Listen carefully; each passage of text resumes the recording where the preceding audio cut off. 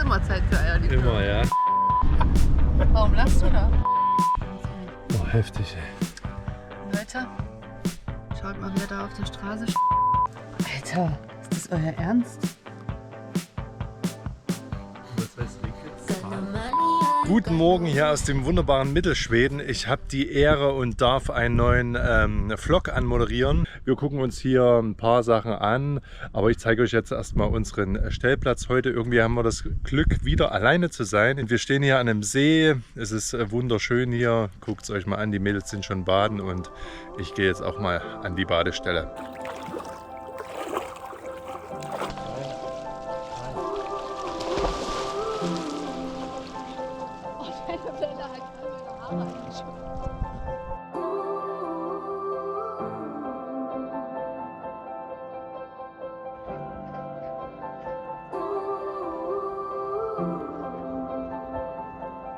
Close your eyes, get out of your skin. Only this matters, let it in. If I could, I would be right here with you. In this world of ticking clocks, I hope I'm getting through.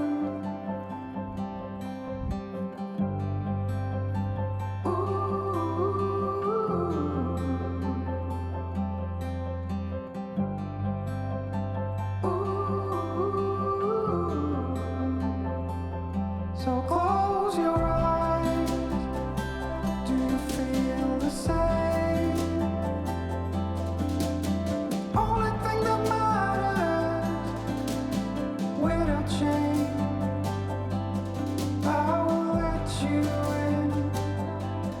into my mind's So, wir sind jetzt fast in Rättvik angekommen. Es gibt einen kleinen Stau, muss man sagen, und man sieht ganz viele so Oldtimer, so Muscle Cars oder Cadillacs oder wie die alle heißen. Und wir vermuten fast, dass hier Oldtimer-Treff ist und dass deswegen so voll ist. Wir hoffen es nicht, aber wenn ja, dann können wir es auch nicht ändern und vielleicht sehen wir ein paar coole Autos. Mal gucken. Wenn ich mich recht erinnere, wir sind nämlich letztes Jahr so ziemlich zur gleichen Zeit auch hier gewesen. Wenn ich mich recht erinnere, ist das jetzt im Juli. Eine ganze Woche lang geht das. Da fahren die hier aus ganz Schweden. Die Schweden sind auch so autoverrückt, glaube ich. Man sieht auch ganz oft auf deren Höfen und so weiter so Autoleichen rumliegen. Und es gibt auch viele Autofriedhöfe mit so ganz krassen Autos, Bussen und was weiß ich. Und ich glaube, das ist eine ganze Woche. Und da ist ganz Rättvik irgendwie so voll halt, ne? Und wir stehen jetzt halt super im Stau und stehen jetzt schon seit 20 Minuten und sind noch echt gar nicht in der Nähe der Stadt. Vielleicht müssen wir das beste Eis Schwedens wann anders essen.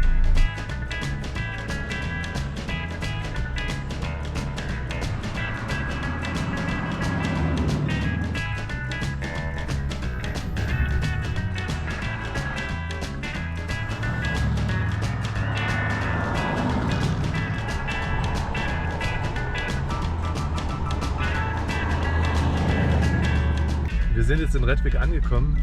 Hier ist fettes Oldtimer-Treff, also da sind wir uns jetzt recht sicher. Und ja, ich habe es auch nachgelesen. Wir haben jetzt glücklicherweise hier einen Parkplatz gekriegt, übelst geil. Und jetzt gehen wir mal eine Runde schlendern.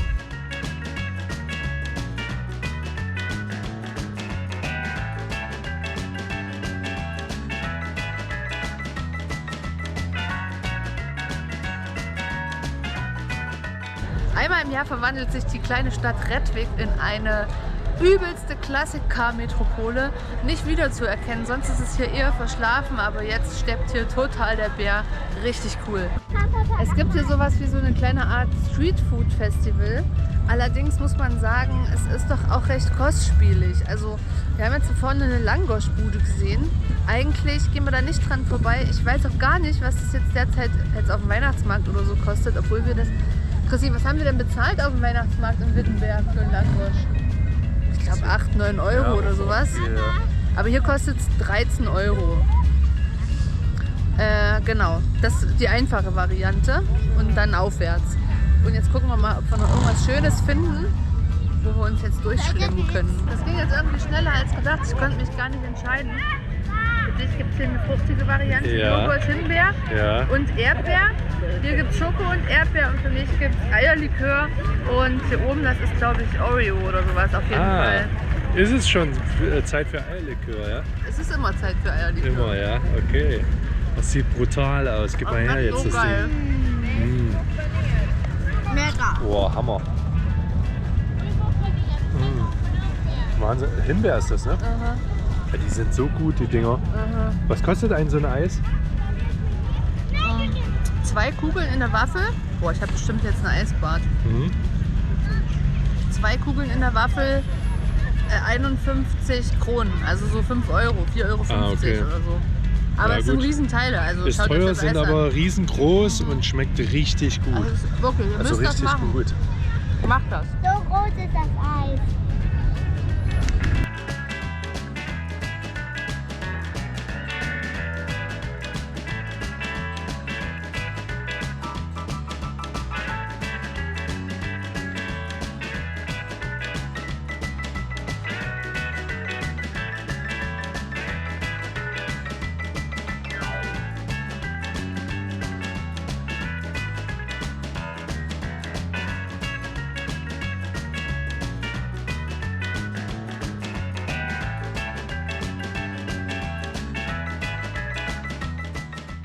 Na Christian, wie gefällt's dir hier? Sehr gut.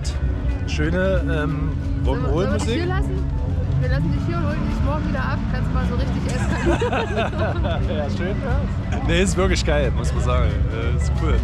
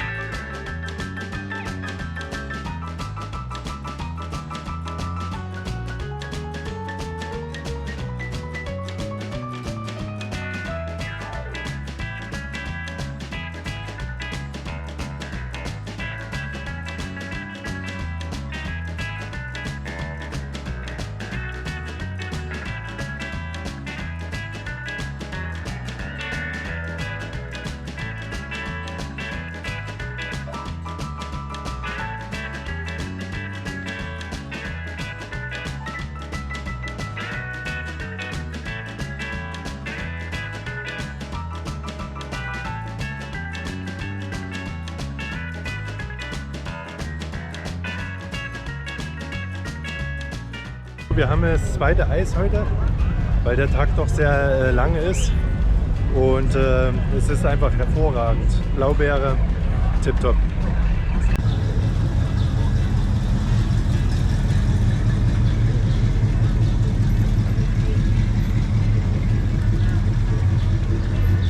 Das sieht geil aus. Von The Hills Have Eyes.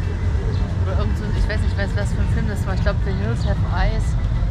Da ist so ein gruseliger Mensch rumgefahren mit so einem Pickup. So Mit einem dem da. alten- Ja, ich glaube, mit genau dem. Der war da. Hinten Da drauf war das, lagen ne? gruselige Dinge. Der Hund.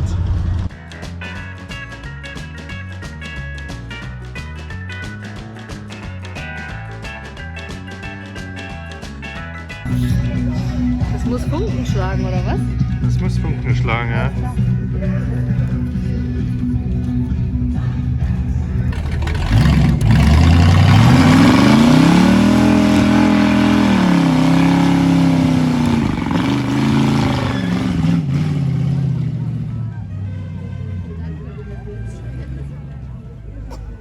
Guten Morgen hier von unserem kleinen Regenplatz. Ja, Also, leider regnet es. und ihr kennt ja bestimmt diesen Superhelden. Und jetzt zeige ich euch mal unseren Hund. Er hat sein eigenes Cape. Als wir das gekauft haben vor 4 Wochen in etwa, da hing es hinten über dem Po noch so ein bisschen über. Da sah das eher aus wie so ein zu großes, wie so ein Lappen. Und jetzt ist es eigentlich ein bisschen spack schon. Soll ich mal gucken? Ja gut, also wir schauen uns heute das Dalarna Naturum an. Wir lassen uns mal die Laune vom Regen nicht verderben. Das gibt es ja in Skandinavien öfter, dass es immer mal regnet, kein Problem.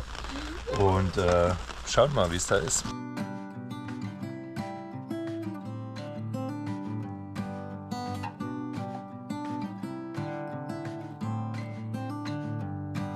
This summer I'll be by your side.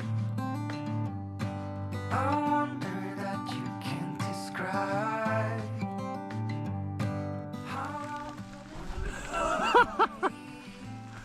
Was ist das? Komm, Edi. Komm.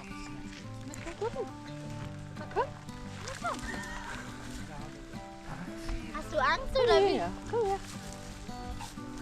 Ja, was ist das? Na komm, gucken. Edi, komm. Edi ist nur eine Figur. Komm her. Ja, alles gut. Alles gut. Wir probieren das. Schau. Ja, Das ist fein. aus Holz. Holz. Prima, na schau. Fein gemacht. Oh, schüttelt sie sich erstmal.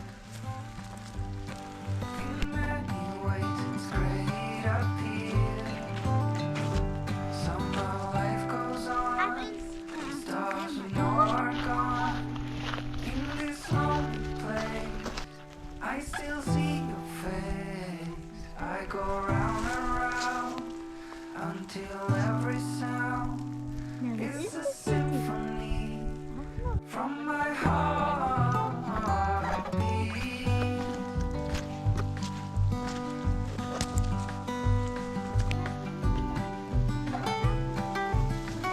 So, wir machen eine kleine Wanderung hier ums Naturum drumherum. Ist so ungefähr 2 Kilometer durch die wunderbare Natur von Schweden. Und ja, der Plan ist, wir machen unseren Hund ein bisschen müde.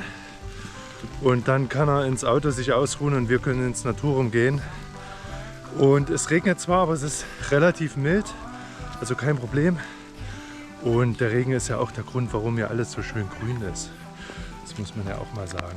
Genau, Sommerurlaub haben wir jetzt im Winter gehabt. Da waren wir ja in Griechenland und wurden mit echt gutem Wetter, abgesehen von ein paar Wochen, wo es mal frisch war oder mal geregnet hat, entschädigt. Und jetzt ist es richtig cool, hier in diesem satten, üppigen Wald zu sein, dem es noch gut geht. Genau. Und außerdem sind auch viele Schweden unterwegs, die kennen da auch nichts.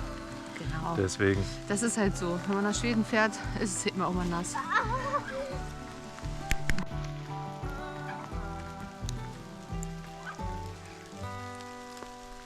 Ich zeige euch jetzt mal den Klugschiss des Tages. Und zwar viele, die hier nach Schweden fahren, auch wir, sammeln ja leidenschaftlich gerne Heidelbeeren. Die Blaubeersaison ist voll in Gang. Alle Büsche hängen voll. Aber es gibt auch Verwechslungspartner und die wachsen genau nebeneinander. Die zeige ich euch jetzt mal. Und zwar ist hier dieses ein bisschen so gräulicheres Grün. Das ist eine Rauschbeerepflanze. Und genau daneben ist hier die Heidelbeerpflanze. Es gibt so Unterscheidungsmerkmale. Beispielsweise hat die Heidelbeere so einen kantigen Stiel und die Rauschbeere meistens einen braunen Stiel bis ans Blatt. Die Heidelbeerstiele, die sind bis zum Blatt grün. Und ein entscheidender Unterschied zwischen den beiden Beeren soll sein, dass sie zu verschiedenen Zeiten reif sind. Das stimmt aber nicht. Hier ist nämlich zum Beispiel eine Rauschbeere reif. Und dann pflücke ich mal hier noch eine Heidelbeere ab und man sieht fast keinen Unterschied zwischen den beiden Beeren.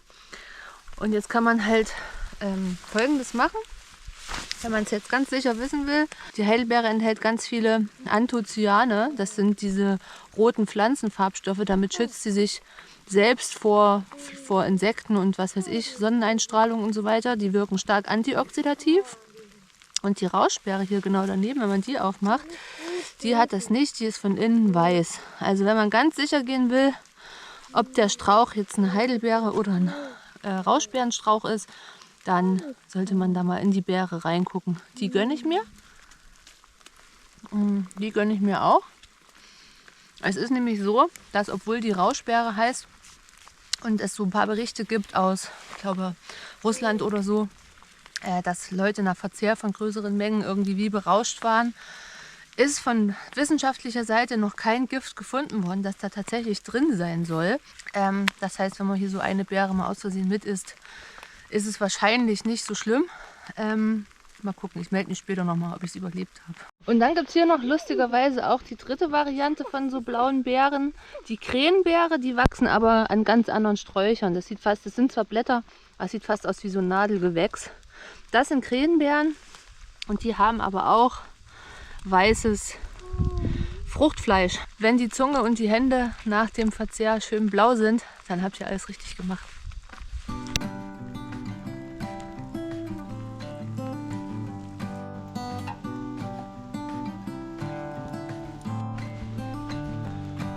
This summer I'll be by your side. I wonder what you describe. Was ist das? Das sind die Bienenwaben. Das haben die Bienen gebaut. Aber diese Bienen sind gar nicht da. Entweder ist es leer oder die sind halt alle unterwegs und sammeln Zeug ein. Die Wanderung ist durch, waren ungefähr 2 Kilometer, kein Problem. Hedwig ist jetzt im Auto. Die nagt ein bisschen an dem Knochen rum und an Leberwurst. Und wir schauen uns jetzt mal dieses Naturum an. Also geht es jetzt rein hier in den riesengroßen Aussichtsturm aus Holz. Also was ich ziemlich krass finde, was die Schweden so alles aus Holz machen, das ist schon der Hammer. The stars will appear in many ways. It's great up here. Somehow life goes on. The stars we know are gone.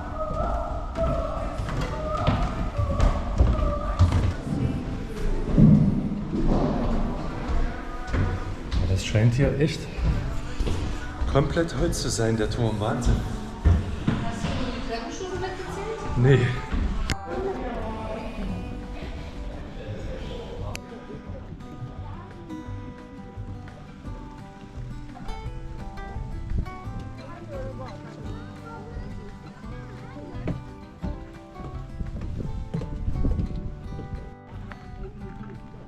Oh Gott.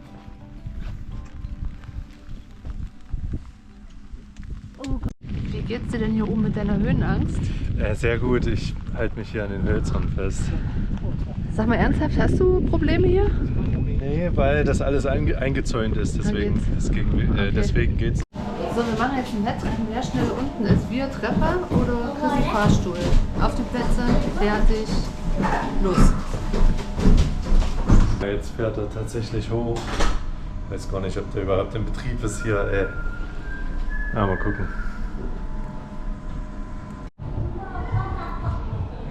So, jetzt fährt er von der 2 wieder runter. Ich glaube, ich nehme auch die Treppe. Das ist jetzt viel zu blöd.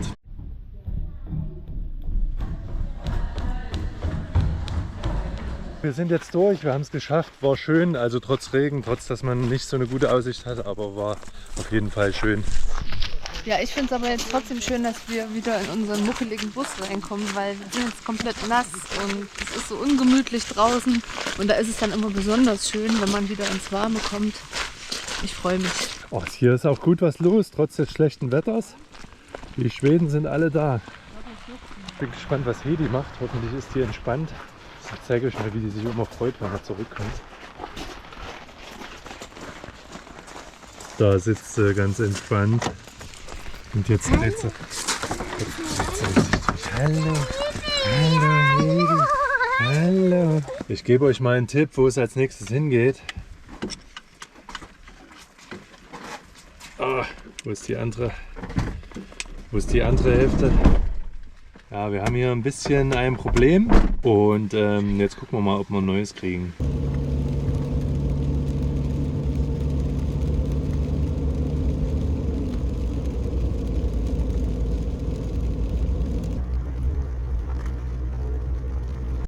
Also hier werden die Messer gemacht. Hinter mir ist die Fabrik für Moraniv. Aber da werden sie nicht verkauft. Jetzt müssen wir mal gucken, wo der Shop ist. Irgendwie haben wir die falsche Adresse eingegeben. Jetzt sind wir am Verkauf von Moraniv. Vorher waren wir natürlich bei der Firma. Jetzt haben wir es gefunden. Schauen wir mal, wie es Es ist. wirkt auch viel mehr so, als wenn hier was verkauft werden soll. Gucken wir mal, ob wir was finden. Haben es geschafft. Leicht eskaliert, an der Messerfront. Leider, also uns wurde gesagt, wie alt unser kaputtes Messer ist. Wir haben unser Messer geholt und das ist ja schon sehr alt, das sieht man ja auch. Und haben gefragt, ob sie es reparieren können. Leider ist es vom Griff her so, dass man das nicht reparieren kann, nicht ohne weiteres. Also es geht leider nicht.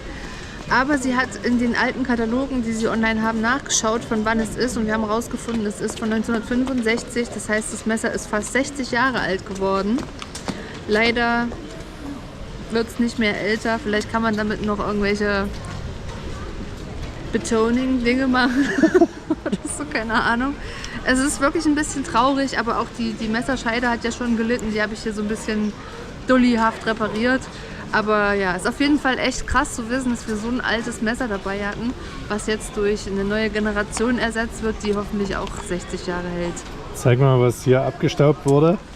Also das ist ein Buschkraftmesser. Das ist jetzt das Neue. Da freue ich mich gleich richtig drauf, das auszupacken. Und dann, Chrissy hat sich auch eins ausgesucht. Das ist die Farbe des Jahres. Also dieses Gelb-Rot gibt es nur 2023. Und eins für Mini. Und Mini hat auch eins bekommen. Und das war echt günstig. Also Moranif hat ganz unterschiedliche Preisranges und das hat, glaube ich, 57 gekostet. Ja, genau. So. Also 7 Euro oder sowas. Es ist quasi die Low-Budget-Variante. Meins hat 80 Euro gekostet.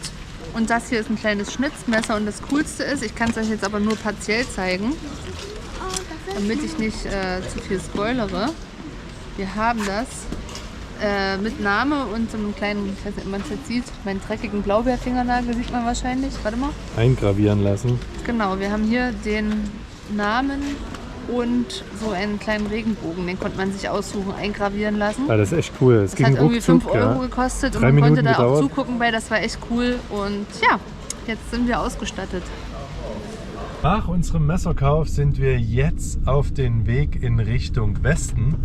Das sieht man auch gleich an der Landschaft hier. Es ist alles so waldig und abgelegen und schön. Also richtig cool. Die Nadelwälder, für die Schweden bekannt ist.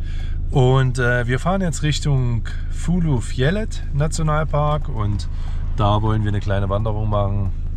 Schauen wir mal, wie es wird. Ich musste mich ein bisschen ausruhen. Bitte? Hedwig hat In gefurzt. 8,6 Kilometer rechts abbiegen. Der Hund hat Blähungen. Ja, leider ist Hedwig eine, die öfter mal pupst. Im Gegensatz zu uns. Warum lachst du da?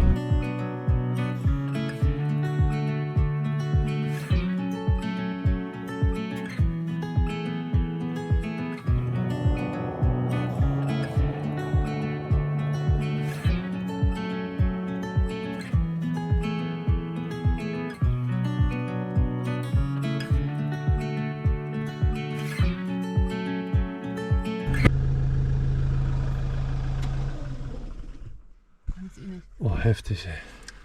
Leute, schaut mal, wer da auf der Straße steht. Boah, ich hab Puls.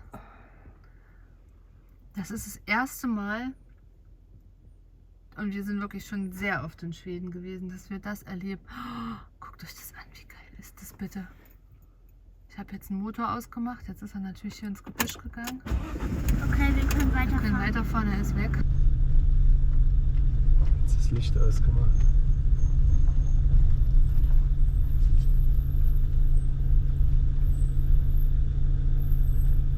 Ist halt einfach verschwunden. Ja, das Dumme ist, wenn die in den Wald gehen, sind sie einfach weg. Ne?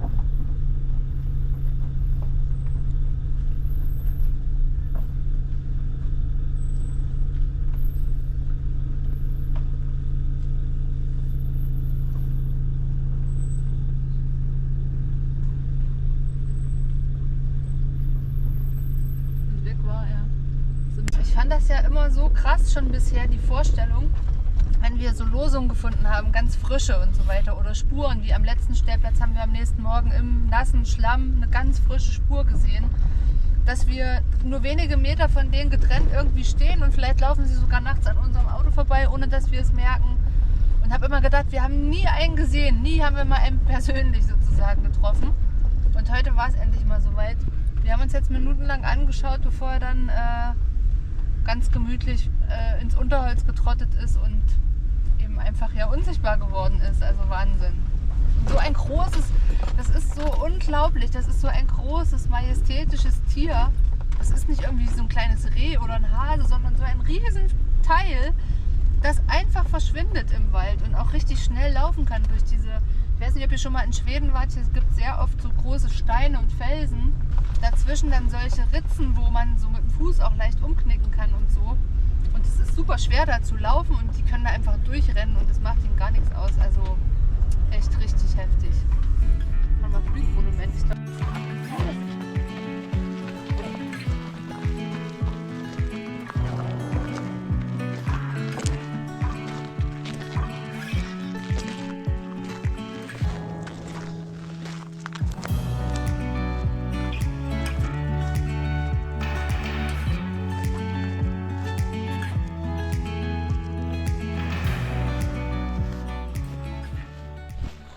Guten Morgen, ihr Lieben. Wir hatten mal wieder eine hervorragende Nacht, sehr ruhig, ganz alleine hier mitten im Wald. Jetzt fahren wir weiter ein Stück nach Norden in den Fullofjellet Nationalpark. Das hat der Chrissy euch, glaube ich, schon erzählt. Da wollen wir wandern gehen. Wir gehen erst heute Abend los. Das Wetter ist jetzt noch ein bisschen durchwachsen. Es soll eine Regenfront noch drüber ziehen. Dann düsen wir los, fahren nach Norden und euch nehmen wir mit. So, wir sind noch mal ganz kurz hier in der Nähe von unserem Schlafplatz. Ist so ein Flugmonument oder soll sein, irgendwie ein abgestürztes Flugzeug aus dem Zweiten Weltkrieg. Das soll angeblich nur 150 Meter von der Straße weg sein. Deswegen gehe ich das jetzt mal sondieren. Weil hier ist eigentlich übelst dichter Wald, hier ist gar nichts. Ich gehe mal gucken, ob da irgendwas ist.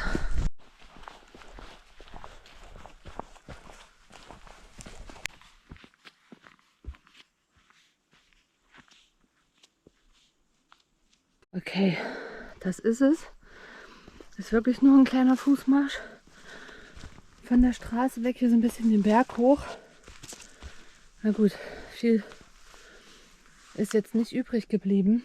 Also hier steht geschrieben, dass am 25. Februar 1943 12 Flugzeuge gestartet sind. Und zwar in Sotenäs in Västergötland, um nach Östersund zu fliegen. Und sie kamen aber zwischendurch in sehr schlechtes Wetter mit starken Winden, Nebel und Schneefällen. 3 sind notgelandet, 2 in Västerås und 1 in Bratforsheden im Värmland.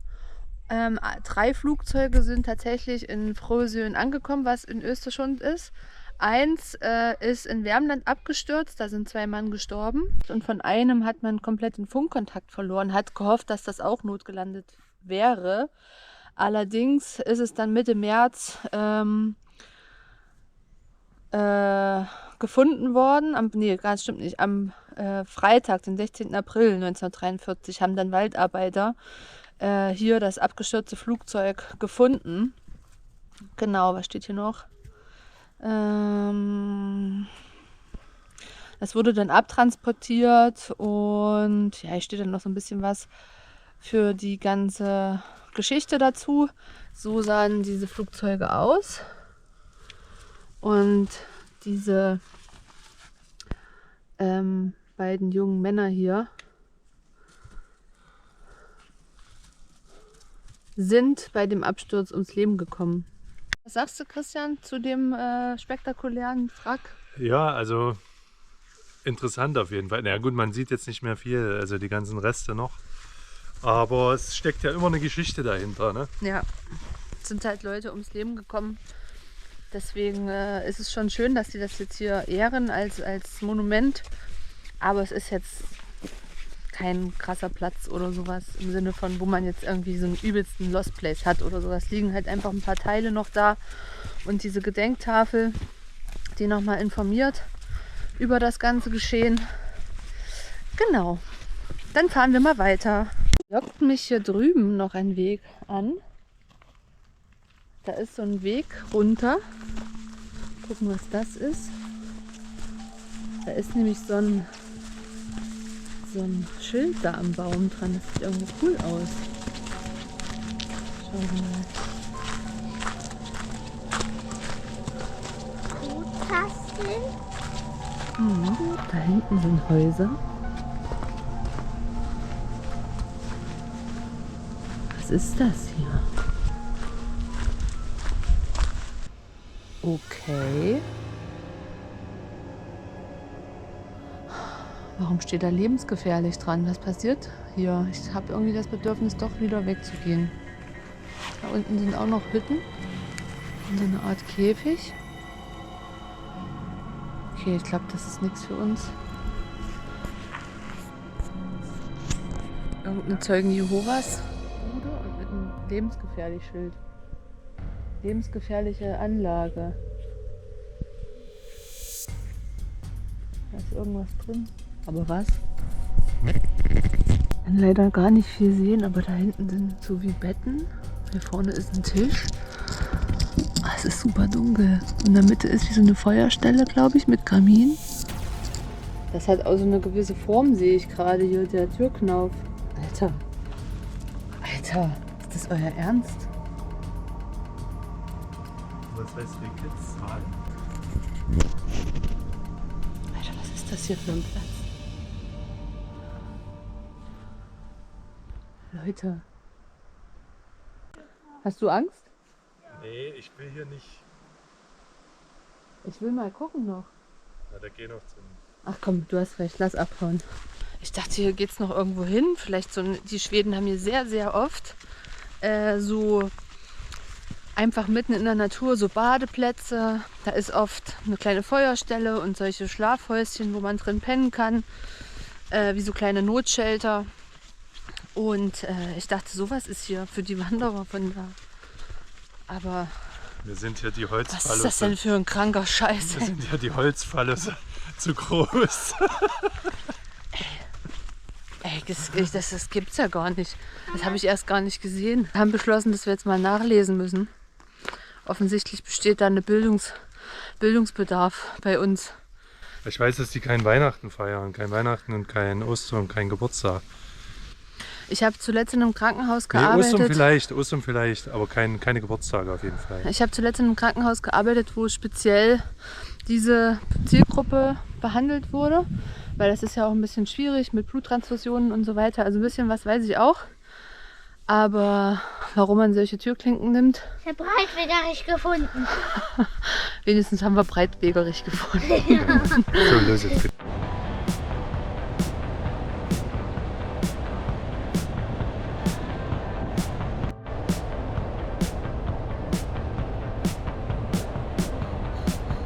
Got no money, I got no ride. Think I got lost in your flawless eyes. And now I'm wasting all my time. Guys like you, so you thought that I'd learn by now. So ihr Lieben, falls es euch gefallen hat, dann lasst uns gerne einen Like da und abonniert unseren Kanal, damit ihr auch nichts verpasst. Wir sind jetzt am Fullafjellet Nationalpark angekommen und wollen die Wanderung machen. Wenn euch interessiert, was es hier im Fullafjellet alles zu sehen gibt, schaltet beim nächsten Mal wieder ein. Ansonsten bis dahin. Tschüss.